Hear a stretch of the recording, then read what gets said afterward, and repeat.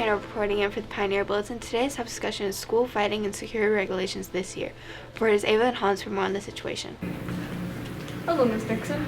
Hi. How would you feel about the school safety and security regulations that we hear out at the school? I feel as an adult relatively safe, although I don't know how all my students feel all the time. And I worry about some of my kids who are less apt to come to an adult for help.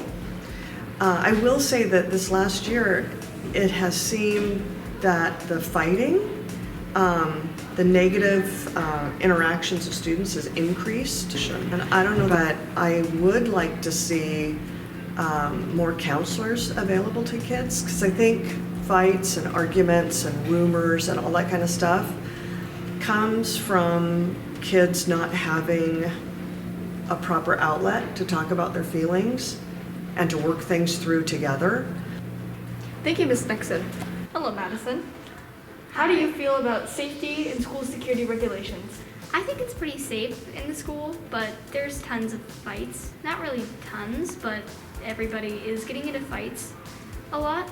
But there are some people who sit on the sidelines and don't do anything, while others, I don't know why, but they just like to start havoc. And why? I don't know why people, kids that like to get in trouble, they never get punished for anything. They always get away with stuff. Why kids that follow the rules and are on time, if they do one bad thing, then they get yelled at by teachers. And I honestly don't know why they do this. Thank you, Madison. Hello, Olivia. Hi. How do you feel about the school safety and security regulations? I think they need to be changed and more secure because, we're getting fights at 8 a.m. Like, that's pretty bad. It's 8 a.m., guys. Seriously, stop. Thank you. Hello, Mr. Hauser. Hello. How do you feel about the school security and safety regulations? I think that the school's security and safety regulations are fairly adequate. I think that when we talk about security and what that really means, I think that students, when given the opportunity, normally do the right thing. They try to do the right thing, but when they're in an environment surrounded by their peers without supervision, I think then the right thing becomes a little harder to see. All right, thank you, Mr. Hauser. Hello, Griffin. Hello. How have recent school fights affected your learning at school? School fights are not a good thing, but generally they happen in the home and are not as disruptive in the classroom because they don't happen in the classroom. Thank you. You're welcome. Hello, Carson. How have the school fights recently affected your learning at school? There's more drama, I guess, in school than there should be. Thank you. That's all. Thank you. Hello, Minka. How has school fighting affected your learning experience? Parents aren't being let known about the issues that are going on at their school. And what kind of issues would that be? Kids strangling themselves with computer cords and whatnot.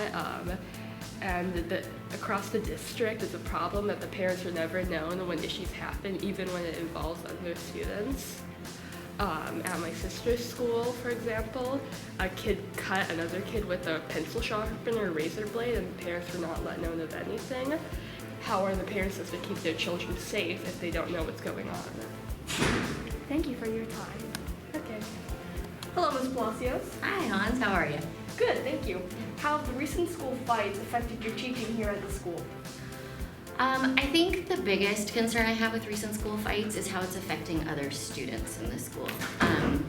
It's traumatizing to other students to see kids fighting, and so that carries into the classroom. And so instead of teaching content, we're stopping to deal with social emotional learning, which is great, but it does prevent us from moving forward with our content.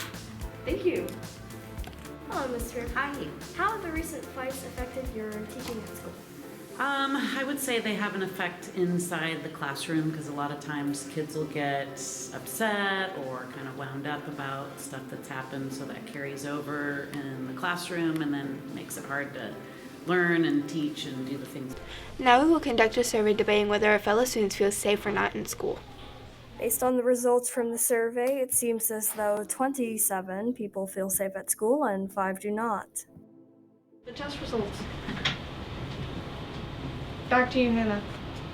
And with that, this concludes our discoveries on today's episode of the Pioneer Bulletin.